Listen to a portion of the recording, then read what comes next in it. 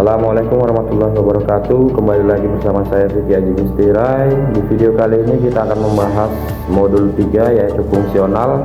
Dalam modul 3 terdapat beberapa sub. Yang pertama manajemen pabrik pengolahan kelapa sawit, yang kedua manajemen sipil dan transportasi, yang ketiga sistem keselamatan dan kesehatan kerja, yang keempat sistem manajemen mutu. Kita mulai dari sub yang pertama yaitu manajemen pabrik pengolahan kelapa sawit.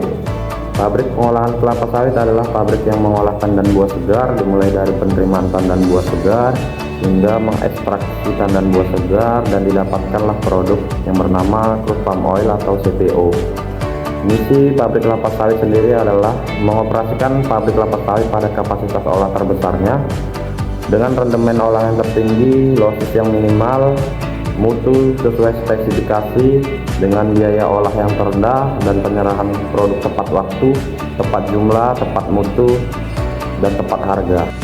Ada beberapa tolak ukur kinerja di pabrik kelapa sawit. Yang pertama kapasitas pabrik, yang kedua rendemen, yang ketiga losis, yang keempat mutu, yang kelima biaya pengolahan.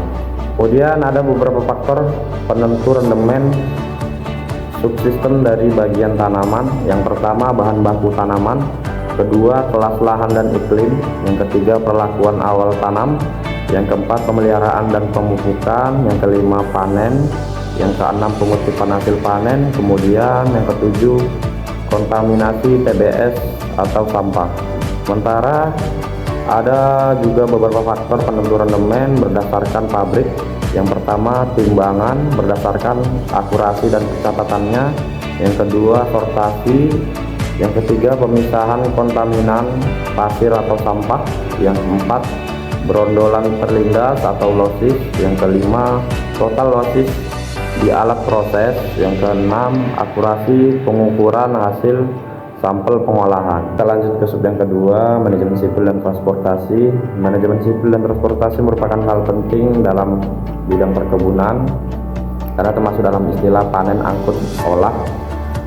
Hal ini menyangga keberlanjutan dari bidang perkebunan. Kemudian kita akan membahas lingkup pekerjaan sipil dan transportasi. Pekerjaan bangunan sipil berupa gedung, perumahan, dan fondasi pabrik. Untuk pekerjaan transportasi, infrastruktur dan jalan, pembuatan jalan kebun, pemeliharaan jalan, jembatan, dan bangunan yang lainnya. Dalam manajemen sipil dan transportasi ada istilah proyek dan manajemen proyek.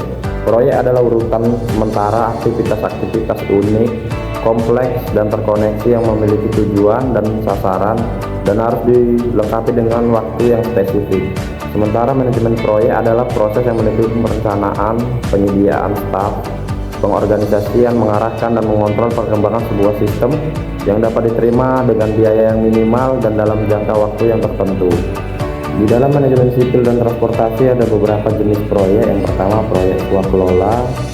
Proyek tipe ini adalah proyek yang dikerjakan oleh tenaga sendiri, dan planning pada proyek swakelola berupa jenis, tipe pekerjaan, kemudian desain dan konstruksi, kemudian jumlah peralatan, kemudian alokasi sumber daya.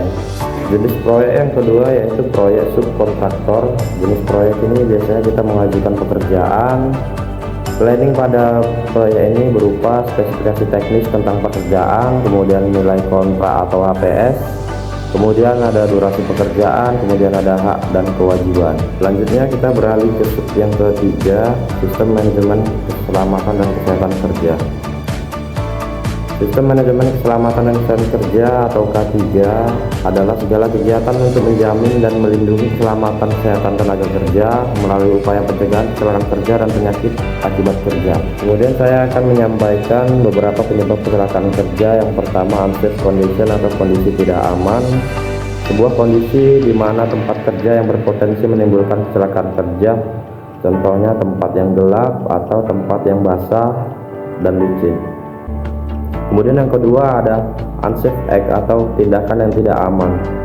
Tindakan tidak aman adalah segala tindakan yang berhubungan dengan aktivitas kerja yang berpotensi menimbulkan kecelakaan kerja.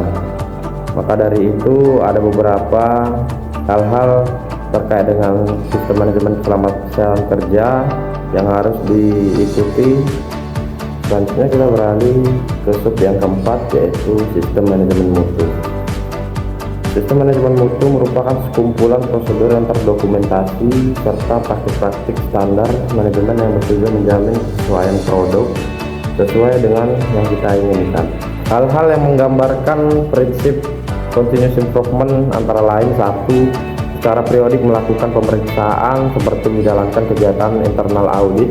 Kemudian yang kedua, secara periodik mengadakan rapat khusus untuk membahas permasalahan berkaitan dengan sistem manajemen mutu, biasa disebut rapat tinjauan manajemen.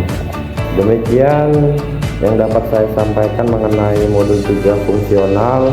Terima kasih atas dukungan dan supportnya. Salam Planter.